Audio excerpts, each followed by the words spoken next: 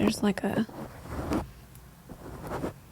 piece of dust. What's up, everybody? I hope you're doing well. Today, I thought we would come back to the topic of therapist anxiety. In the Venn diagram of where therapists and anxiety overlap, I think the overlap is a little bit more significant than I initially would have expected when I joined this field. I used to identify as an anxious therapist. I suffered from really severe panic disorder in high school, and I know like the neural pathways are just available to me at all times. Specifically when it comes to my therapist-related anxiety, I think there was one mindset shift that really helped me turn that corner. So I thought I'd share that with you here today. If I could boil down that anxiety that I used to really carry with me in those early days into its sort of most pure essence, it all connected back to this fear that I didn't know what I was doing as a therapist. I somehow thought that I needed to immediately know what I was doing from day one in grad school, which is silly because you go to grad school to learn how to be a therapist. So theoretically, you don't totally know what you're doing at all. But nonetheless, that was my mindset. And there was a mindset shift that started to enter in for me at some point in my first few years after being licensed that I have found immensely helpful. So I'm sharing the mindset shift with you all here because I'm assuming I'm not the only one. And hopefully this is helpful for some of you. So here's the mindset shift that changed everything for me. I moved away from believing that I needed to know exactly what I was doing at all times and shifted towards a belief that much of the time, I'm not really going to know a lot about what I'm doing. I used to hear people say phrases like that and honestly judge them for it. Because I used to think we should be competent. We should know exactly what we're doing. And so if you're admitting that you don't know exactly what you're doing at all times, are you incompetent? But let me clarify. Even if we have quite a bit of knowledge, even expertise in a particular area, there will always be moments where we miss something or we just kind of had the wrong perspective, or tweaking it for this particular client would make all the difference. Embracing that we don't know everything not only helps reduce anxiety, it also helps us become more effective clinicians. If we embrace the truth that we don't know everything,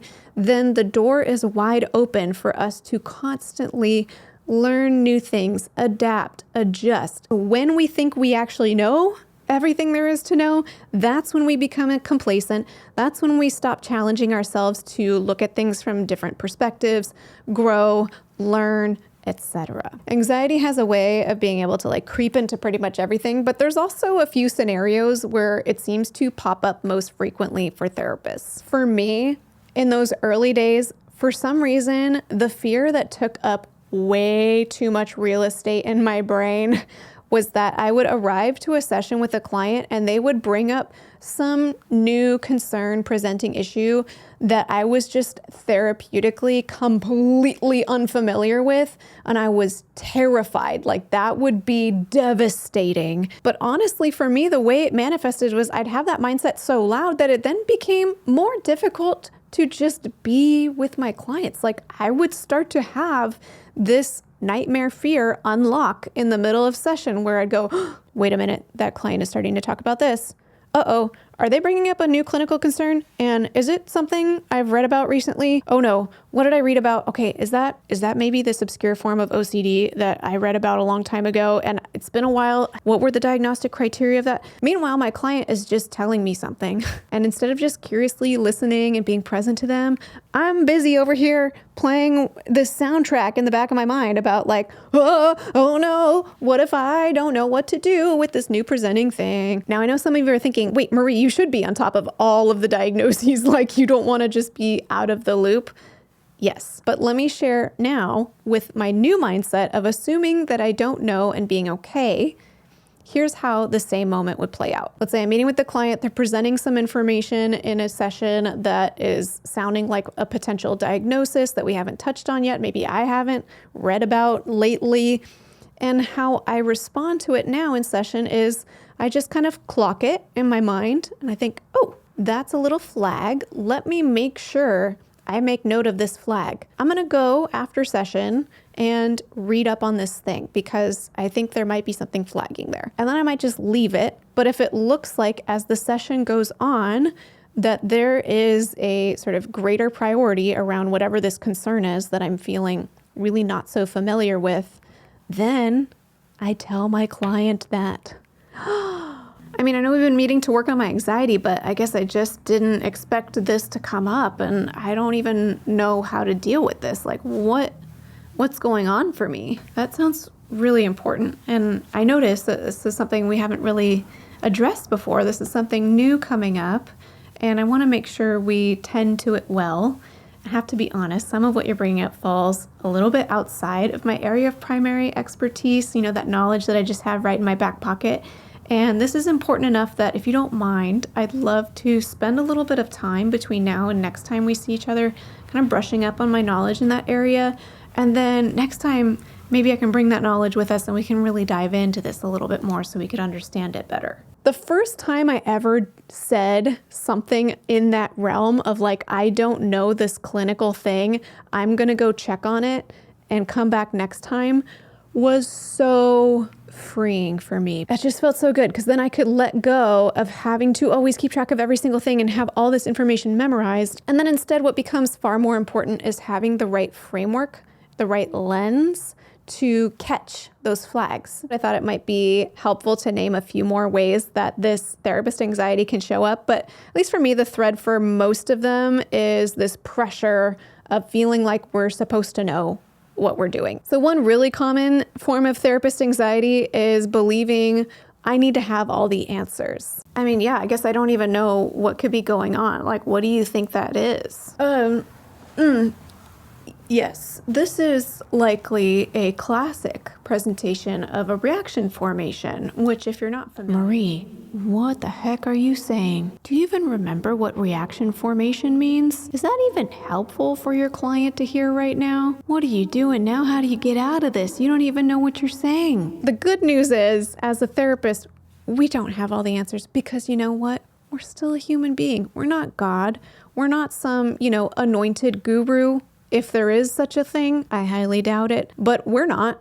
I'm not, at least. It's much more helpful instead to embrace, like, of course I don't have all the answers, but I have some clinical skills. I have the ability to be present, hold space, and care for my client. And that is a real human interaction because no human has the answers. Another way this anxiety can pop up is feeling like we have to always know the right thing to say. I was definitely very prone to this. I just thought, again, I thought I had to have everything right. It's also okay to say nothing.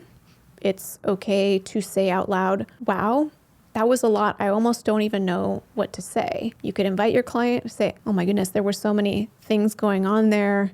I wonder what it is that you think you might need from me right now. And though there are plenty more ways that therapist anxiety can show up, I'll just highlight one more for today's episode. And that's the anxiety that we can feel when our clients are not getting better. And this is just one of those tricky things because therapy being effective, it's just so much more nuanced than like, here's this client's problem, here's their treatment goal, you apply that intervention, they get better. And for a lot of healthy healing, there is that sort of like it gets worse before it gets better. Put your gloves on, buckle up, because it's gonna get messy in here. But it's worth it. Embracing that we don't know, I think, helps us be less anxious. We can offer better clinical care. We can course correct. I think it's a good thing for a lot of reasons, not just the anxiety, but it sure is nice to also not feel anxious. Well, if you are lucky enough to not really relate at all to therapist anxiety, I love that for you. More power to you. But if you're in the boat of feeling anxious maybe more than you'd like to as a therapist, then I hope this episode was helpful to you. Even if this exact advice isn't what you need precisely, that it could flag for you that, hey, that anxiety is something worth looking into. There might be something underlying that anxiety that needs to be evaluated and maybe corrected, adjusted to be more realistic and more supportive. And before we close, I'd like to thank TherapyNotes.com for sponsoring today's video. TherapyNotes helps with all of your practice management needs, from scheduling to notes to billing. They have a HIPAA-secure telehealth platform included for free for all users, and so much more. If you'd like to check out TherapyNotes, you can get 2 months to try it for free with no commitment just by clicking the link in the description of this video. Well, I hope you found this episode supportive. Thank you for joining me. And if you are feeling that therapist anxiety, I see you. I have been there and I support you. I hope you find some additional support to help you out with that. And until next time, from one therapist to another, I wish you well. Yeah, and this is me just pretending to be a client, but this is going to be silent B-roll, I guess. Yeah, I'm really doing so good. I think I've been doing awesome.